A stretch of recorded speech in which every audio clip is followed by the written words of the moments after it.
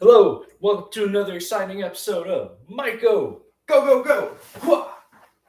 And today we're going to be finishing off some popcorn grain spawn uh, using fractional Sorry, I just ran up and downstairs a bunch of times carrying the liquid cultures that I just finished cooking and putting them in the still air box that I also just finished cleaning inside and out. So I'm kind of out of breath. I'm going to grab a drink real quick and I will continue. Stairs.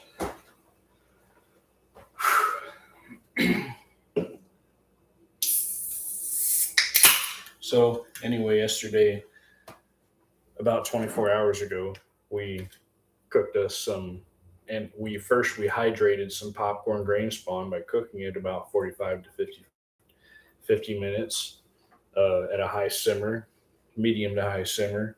We hydrated it, jarred it up, then we cooked it for another 2 hours at a good high simmer. And it isn't 100% necessary, but if you want a higher success rate and have less rate of like high rate, if you want to have a good rate of success, you might want to go that extra step and try to kill off any potential endospores that are heat resistant, and also they're heat activated. So after you cook them the first time, it activates those heat resistant endospores to then germinate. They start growing, right? Then they're vulnerable to heat a lot more so than they are in their spore stage, which is why we're going to do another cook after 24 hours. The hope is that they've germinated now and are now in their vulnerable state. So we're going to cook them again. Anything that might have tried to start growing in there, potentially contamination, we're going to kill it dead. Buy one more cook. Some people even recommend doing a third cook, right?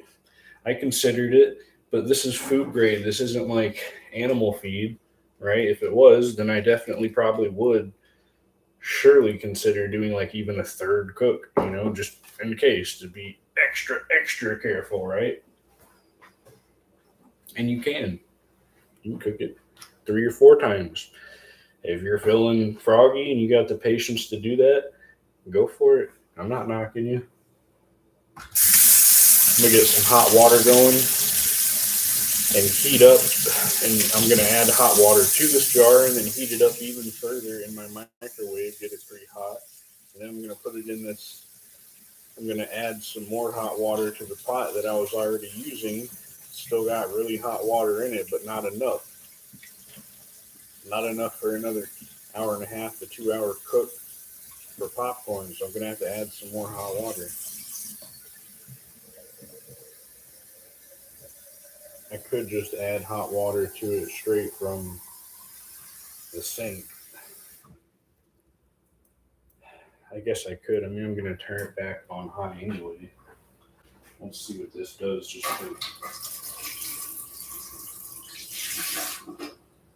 I just always try to be extra careful about like getting my water really hot before putting it in here, especially if I have jars in there. But I don't right now, so that's not such a worry. I also didn't really want to cool off the water too much.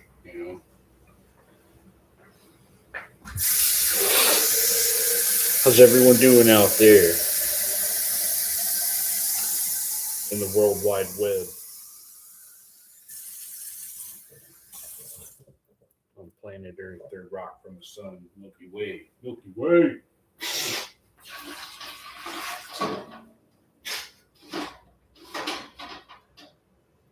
Sorry, I just like to be weird sometimes.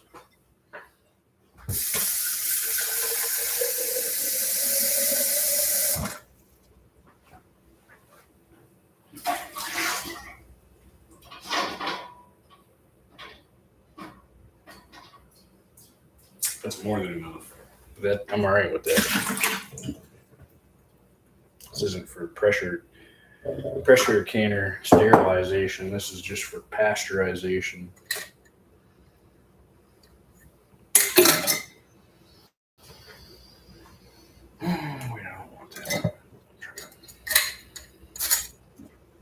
So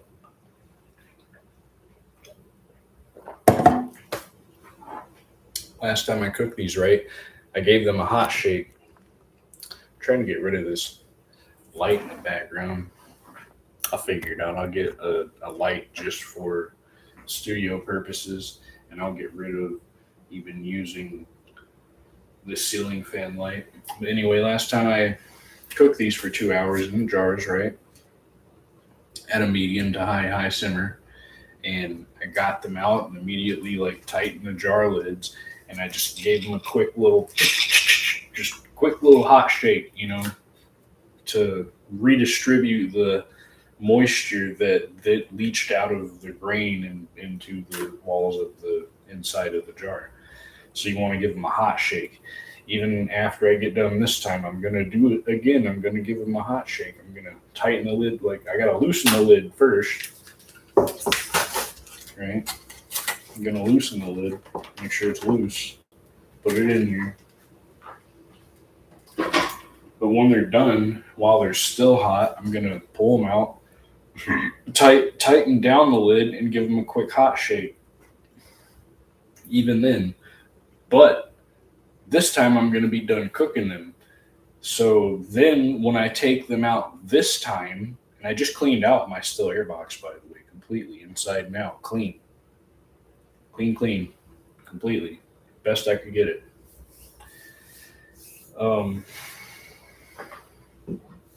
So what was I about to say? So yeah, I just cleaned out my still air box. When I get done with these this time, I'm gonna be done cooking them. I'm even gonna be taking them out and wearing my mask at the time because I don't want to breathe contaminants from my own breath. I don't care if you just brush your teeth or not. You still have stuff flying out of your breath, right? Bacteria, and you have hair, and all this stuff. Just like be as sanitary as you can. Okay. So, what up?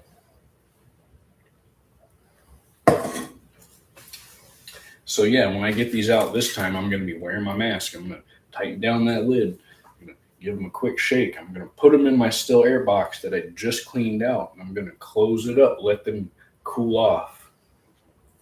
Then when they finally cool off all the way, I might even give them another little shake. If there's like a whole bunch of excess moisture on the inside of the jar and stuff and it hasn't quite completely redistributed it all back into the grain, I'm going to give them another quick little shake.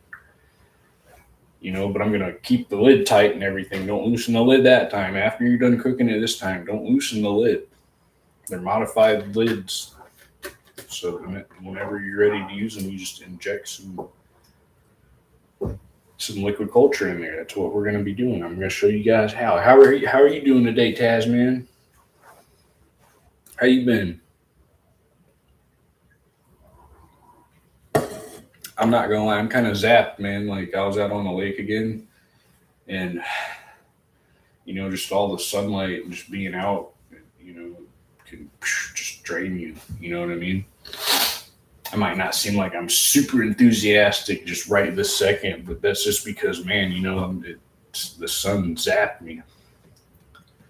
I'm good, just a little tired, bro. How are you? Basically the same, dude. Yeah. Been out on the lake, so I'm just like, all right, so here we are, moving on. Loosening my lids back up, keep them on there but loose.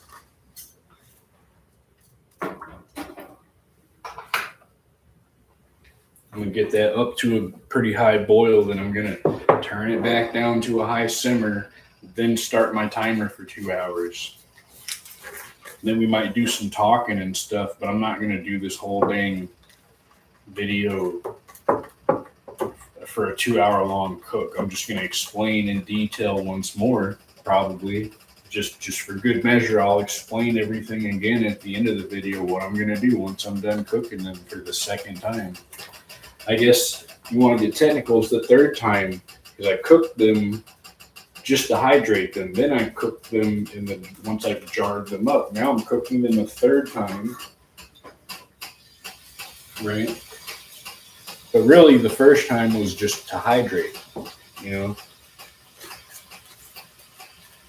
Then you're trying to pasteurize, or you're not really sterilizing. You're trying to pasteurize it as well as you can. That's what we're doing here. We're not sterilizing. Sterilizing is where you make sure you kill every living thing in there, all the way, everything dead, completely sterilized. This isn't doing that, but it's doing a good enough job to work. It's getting rid of enough of the bad stuff so that it isn't going to matter once the mycelium starts living. It's going to be able to be the dominant organism in this ecosystem.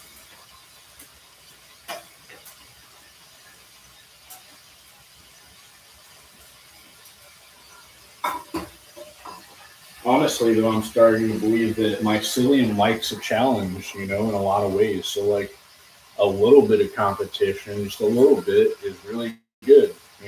Just like, never mind. Yeah, the sun definitely does that. The heat here makes me feel sleepy whenever I'm out in it too long. Yeah, man. I mean, sunlight's good in moderation. Being as white and Irish as I am, you be out in the sun too long and you get burnt before you even realize. Like, I can sit there and look at my skin get darker in real time, and I'm just like, fuck, I should probably get in the shade or something.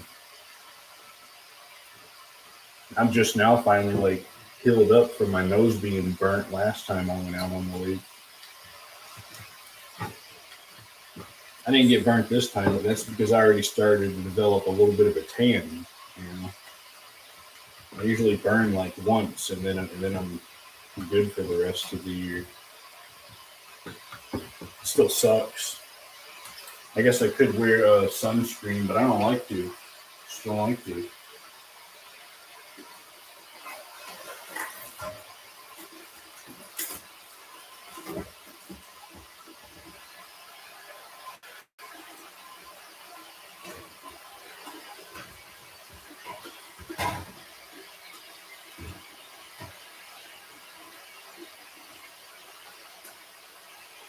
Man, you know what I just found out? They're coming out with a Zelda Ocarina of Time remake, and it's going to be released with a limited edition Switch 2 that's going to be that theme.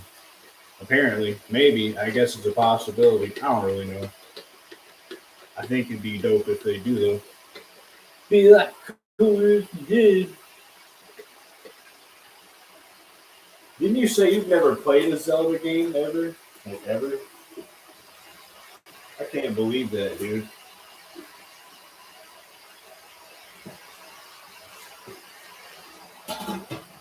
As huge a fan of Zelda games as I am, how have I never like forced you to try it? Been like, hey man, you're gonna have to here, like take the controller, like here, fight this boss right here, fight this dragon. How's that never happened yet?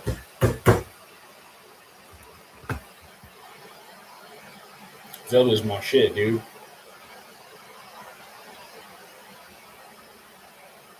I'm telling you right now, if they do come out with a limited edition Switch 2, and I've never even played a Switch, I don't know how they really work, but I would get one just because I found out they redid Super Mario RPG Legend of the Seven Stars and released that for the Nintendo Switch. Yeah, it's a really long title. Super Mario RPG Legend of the Seven Stars.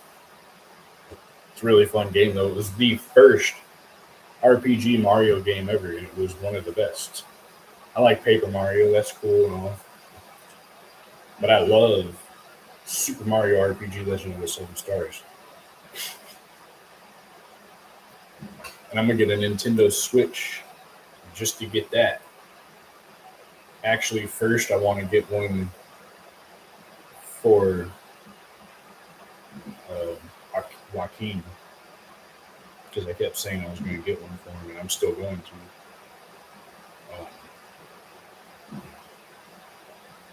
Yeah, because Nintendo games are fun, and most of them they're usually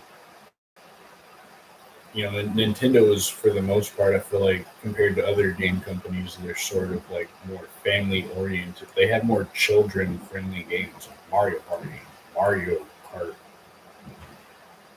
uh, Wii Sports, Wii Sports. Yeah, I think we're getting to a good boil. Yeah, man. I didn't even notice you typed. Hold on. One sec. Hold on one sec. Yeah, she'll do that. All right. Turning it down. Starting a timer at 8:17.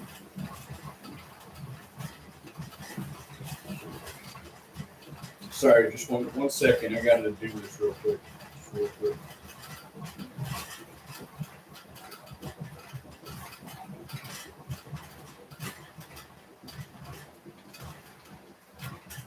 I'm gonna say 10:18.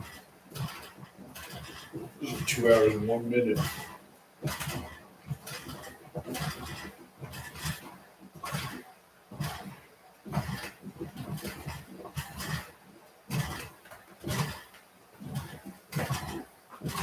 Yeah, man, I always knew what the game was, but I don't know, just never played it, man. Oh, I remember you loving it, and I'll give it a chance, bro, because I always thought Link looked cool as fuck. Mario Kart, Mario Party used to be fun, but those mini games eat away at your palm. Yeah, they should have made. I mean, nowadays with today's technology, they could make a way better like joystick for those same mechanics, but maybe one that won't tear into your hand. Like I don't know, like some extremely strong rubber one or something. There's got to be a better way by now. The technology is developed. I hope to allow, or maybe they could just come up with a better way of doing that same mechanic, but in a different way. I don't know. Fun though, it was fun, even though you got those damn blisters on your hand. Shit, this and other things only 90s kids would understand.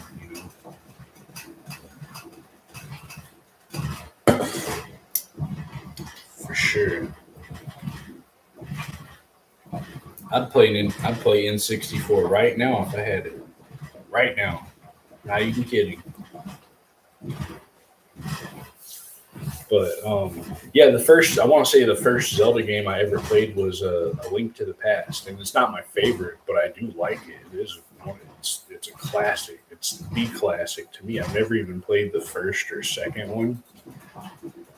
I think I did actually try playing the second one. I downloaded it as a ROM, online, and I immediately didn't know where to go or what to do or how to like progress. So I was like, man, this game sucks. So, but A Link to the Past, I know like the back of my hand. I could probably play a game blindfolded. Same goes for Ocarina of Time and Majora's Mask. Beat that stuff blindfolded. Boiling pretty good. Turn down a bit, eh? Put my distilled water away, eh?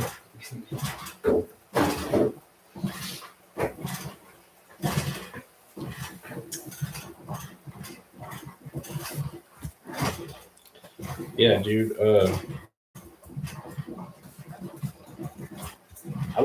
I like a lot of Zelda games. It seems like they're all for different reasons. One thing I like about all of them is they have like sort of simple, somewhat puzzles, and they're also like along the lines of the kind of games where you start out, you can't really do much, but as you progress, you get more stuff and more equipment. And you can do a lot more.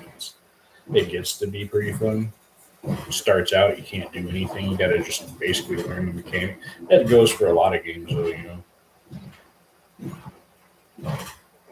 I'll tell you this: a lot of people complained about Skyward Sword for the same reason I loved it. A lot of people didn't like the way you could swing a sword and bash with your shield, like by doing the movements. Because a lot of people complained that the movements didn't work the way that they. I never had a problem. You know what I mean? Like I would swing and it would react just like I was doing, and I'm like, that's cool. I love it. You know what I mean? Like I'm like, whoosh,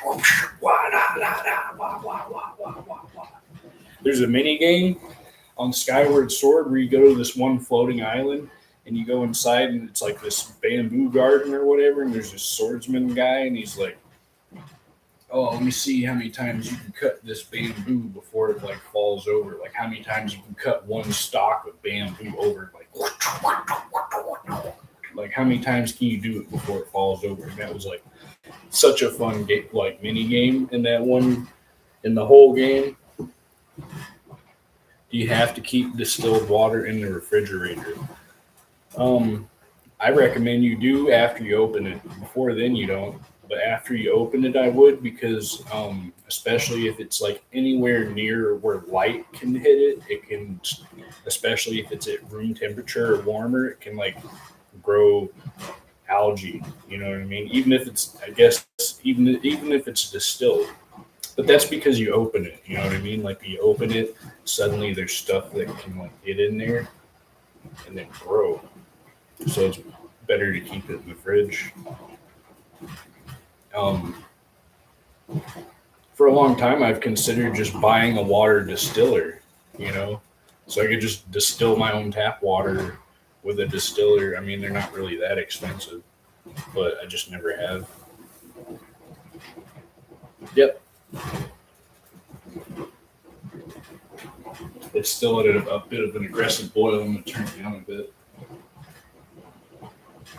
It doesn't need to be in an aggressive boil, just a good strong simmer. And then go on, and then it can go on for another 2 hours. I could do an hour and a half. I'm gonna go ahead and do 2 hours.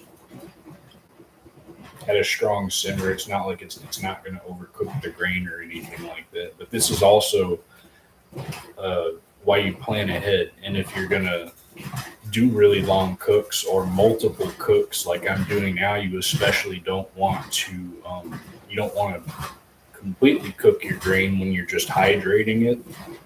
I feel like that's another mistake a lot of people make, is they think you're supposed to completely cook it. Like they want it cooked, like mushy. You don't want mushy. You want it partially cooked. You want it good and hydrated, right? But you don't want it completely cooked all the way, if that makes sense. Because it's gonna cook a little bit more when you either pasteurize it like I'm doing, or if you put it in your pressure canner and sterilize it like that. It's going to cook the grain a little bit, just a little bit more, and you don't want it to be mushy by the time you're all done with it. So, yeah, that's the best way I know how to explain it. I'm still trying to get rid of this light. It's an annoying light even to me. I'm going to have to get like one of those tripod circular light things, like studio lights or something, you know what I mean? So that way I can just set it over here and face it towards me, and then it's only annoying me and not you guys watching, because I know that light is bright and annoying. I went back and watched some of my videos and I'm like, God, I got the worst lighting. It's too bright. I mean, it lights the place up, but it's just not in a good spot, being right here.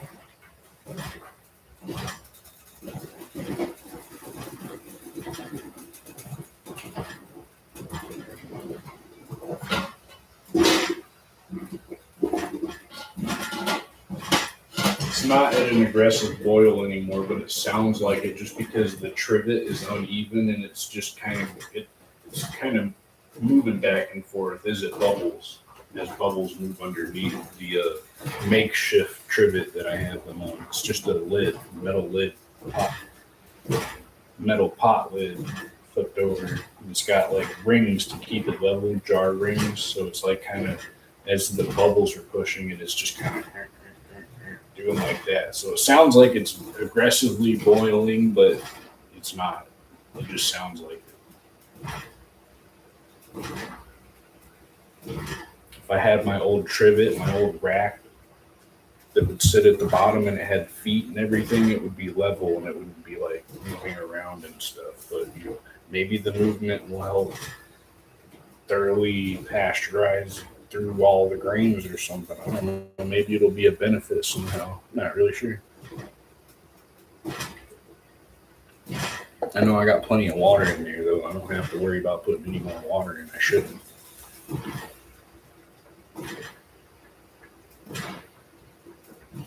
So, I'll show you guys if I don't lose my signal.